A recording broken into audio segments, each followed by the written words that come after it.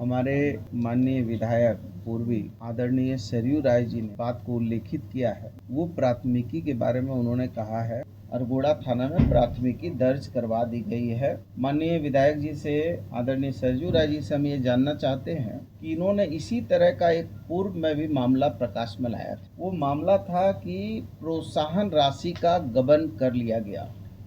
कि एक झूठ को 100 बार 100 तरीके से बोलते हैं। जो स्वास्थ्य विभाग के द्वारा विभाग को बदनाम करना, कारण बिना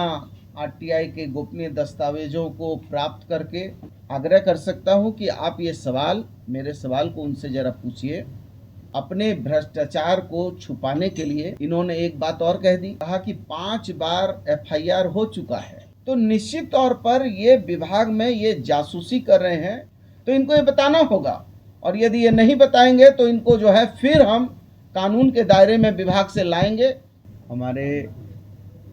माननीय विधायक पूर्वी आदरणीय सरयू राय जी ने समाचार पत्रों में इस बात को उल्लेखित किया है कि उनके ऊपर जो प्राथमिकी दायर की गई है अरगोड़ा थाना में, वो प्राथमिकी के बारे में उन्होंने कहा है कि ये विभागीय सचिव खाद्य आपूर्ति विभाग ने प्राथमिकी दर्ज करने पर आपत्ति जताई। माननीय मंत्री ने प्राथमिकी दर्ज करने का आदेश दिया। विभागीय सचिव ने प्राथमिकी में आपत्ति जताते हुए विधि परामर्शी के पास परामर्श लेने के लिए संचिका को भेज दिया है। और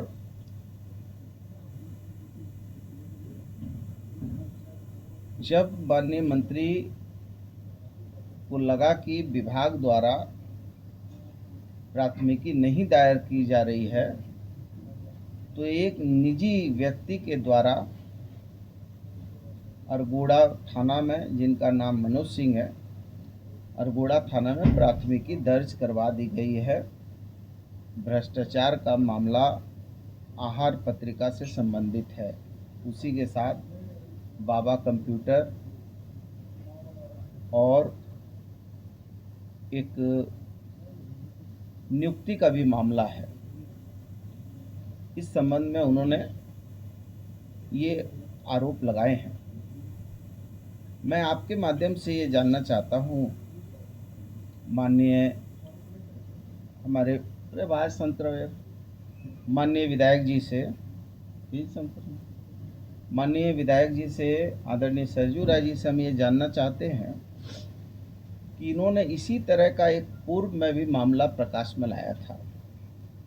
और बड़ा चर्चा भी उस मामले की हुई थी।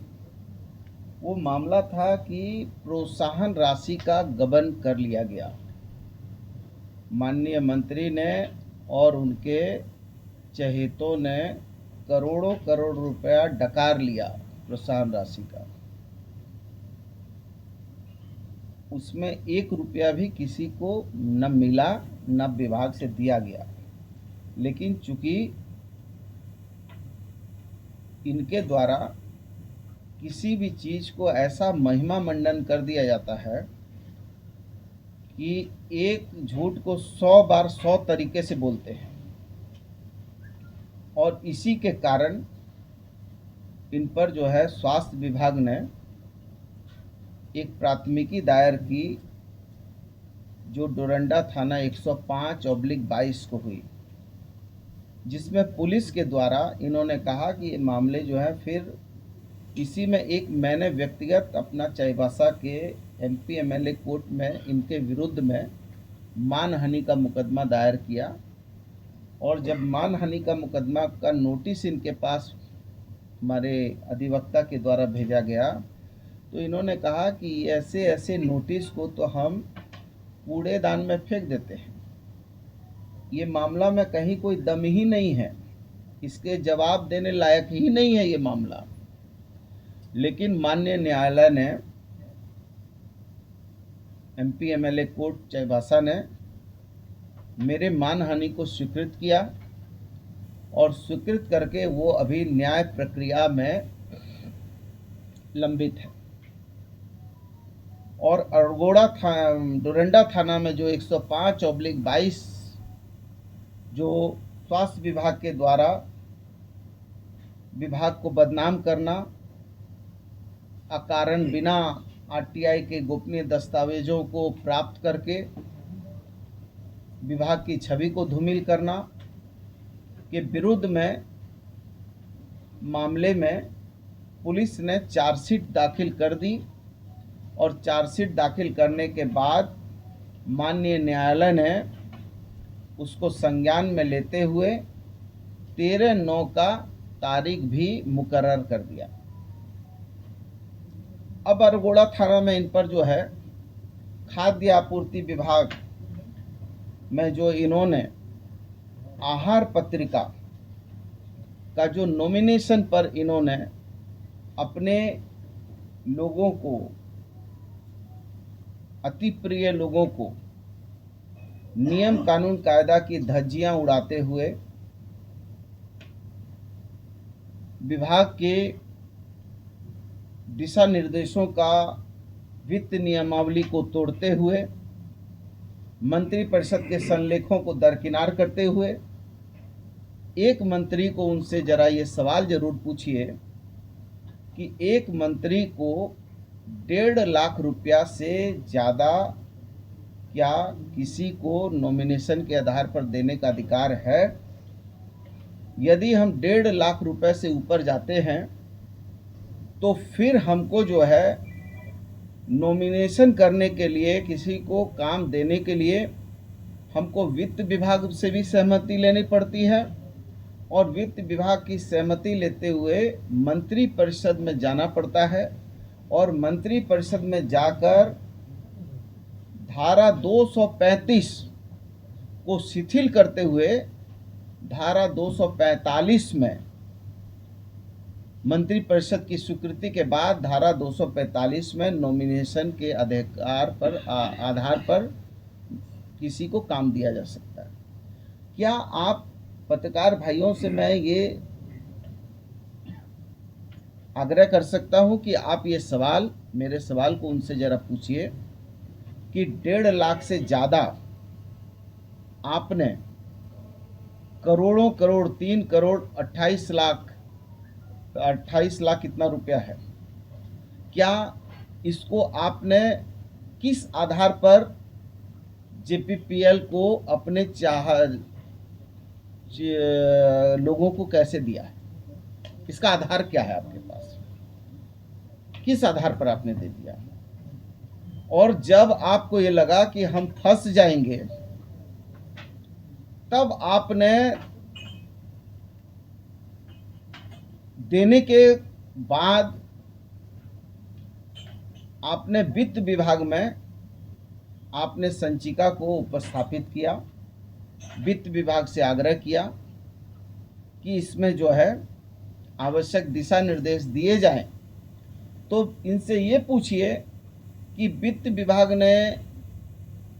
उनसे ये भी जानना चाहा कि भाई आपने जब पूर्व में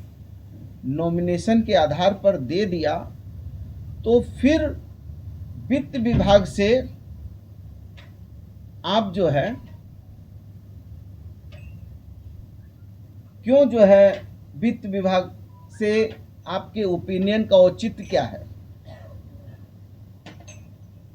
इन्होंने केवल वही नहीं किया, साथ में इन्होंने बहुत सारे, चूंकि ये विभागीय बात थी तो मैं चूंकि नहीं कहना चाहता था, लेकिन चूंकि ये सार्वजनिक तौर पर मान मर्दन करने के लिए एक नैरेटिव सेट करके अपने भ्रष्टाचार को छुपाने के लिए इन्होंने एक बात और कह दी, कहा कि 5 बार एफआईआर हो चुका है और ये 6ठा एफआईआर है। आप जैसे समृद्ध और समझदार पत्रकार भाइयों से हम जानना चाहते हैं कि क्या किसी एक कांड का 5 कांड संख्या दर्ज होता है? कभी एक कांड का एक ही कांड संख्या दर्ज होता है? यदि एक कांड पर यदि 4 एफआईआर भी होते हैं तो चारों एफआईआर को मर्ज करके एक ही कांड संख्या चलता है, 4 कांड संख्या नहीं चलते हैं। लेकिन इन्होंने प्रेस के माध्यम से आम जनता को गुमराह करने के लिए क्या कहा कि 5 बार तो प्राथमिकी हो चुकी है, 6ठी बार है। तो मैं आपके माध्यम से जानना चाहता हूं कि इन्होंने 4 बजे संवाददाता सम्मेलन बुलाया है, इनसे सवाल जरा सा पूछिए कि 5 कांड संख्या ये बताएं कि 5 कांड संख्या किस थाना में 5 कांड संख्या दर्ज हुए हैं। एक मामला इन पर माननीय उच्च न्यायालय में पीआईएल हुआ था, जिसमें माननीय उच्च न्यायालय ने वादी को यह निर्देश दिया था कि आप जाकर सक्षम प्राधिकार में एफआईआर कर सकते हैं, एसीबी में जा सकते हैं, निगरानी में मामला दायर कर सकते हैं। और जब उन्होंने जाकर थाने में प्राथमिकी देने के लिए वो गए तो थाना ने प्राथमिकी नहीं दर्ज की, उस पत्र को लेकर एसीबी के पास वो चले गए, एसीबी को भेज दिया। एसीबी ने पुलिस महानिदेशक के माध्यम से कार्मिक विभाग को भेजा और कार्मिक विभाग ने हमारे जो है खाद्य आपूर्ति विभाग में इस मामले को भेजकर विभागीय सचिव से इस पर मंतव्य की मांग की ताकि पीई दर्ज हो सके। पीई के बाद जो है फिर एफआईआर होगा। तो ये मामले को विभाग ने लंबे समय तक इसको लंबित रखा और जैसे ही मैं खाद्य आपूर्ति मंत्री बना, मेरे संज्ञान में जब ये मामला आया तो मैंने विभागीय सचिव से क्वारी की, मैंने विभागीय सचिव को पत्र लिखा, उनको मैंने निर्देश दिया कि सर्वोच्च न्यायालय के न्याय आदेश में यह स्पष्ट है कि यदि स्पष्ट प्रमाण है तो उसके लिए पीई की जरूरत नहीं होती है, उसके लिए सीधे प्राथमिकी की जरूरत होती है। इस चीज को लेकर हमारे सचिव ने, जो इन्होंने कहा कि विधि परामर्शी से परामर्श लेने के लिए गए हैं, यह सही है, लेकिन मेरा एक क्वेश्चन फिर उठता है कि आपने स्वास्थ्य विभाग में भी संचिकाओं से गोपनीय दस्तावेज चुराए और आज फिर आप जो है, आपके पास ये पुख्ता जानकारी कहां से आई है कि विभाग के मंत्री ने प्राथमिकी दर्ज करने का आदेश किया, विभाग के सचिव ने उसको विधि परामर्शी को भेज दिया। तो निश्चित तौर पर ये विभाग में ये जासूसी कर रहे हैं और विभाग की गोपनीयता को भंग कर रहे हैं। इसलिए फिर इन पर जो है सुसंगत धाराओं पर इन पर फिर प्राथमिकी दायर करने के लिए हम विभाग की तरफ से आगे बढ़ेंगे, ताकि ये या तो ये बताएं कि ये इन्होंने आरटीआई से ये प्राप्त किया है, इन्होंने कहां से प्राप्त किया, आरटीआई से ये प्राप्त किया है जो पेपर में दिया है कि विभागीय मंत्री ने इन पर प्राथमिकी का आदेश किया, ये दिखाएं हमको, या ये बताएं कि इनको कहां से, इनको हमारे विभाग के सचिव ने बोला है कि हम जो है प्राथमिकी मंत्री के आदेश को अवहेलना करते हुए प्राथमिकी नहीं दायर करेंगे। इनको कहां से ये चीज़ें मालूम हुई हैं,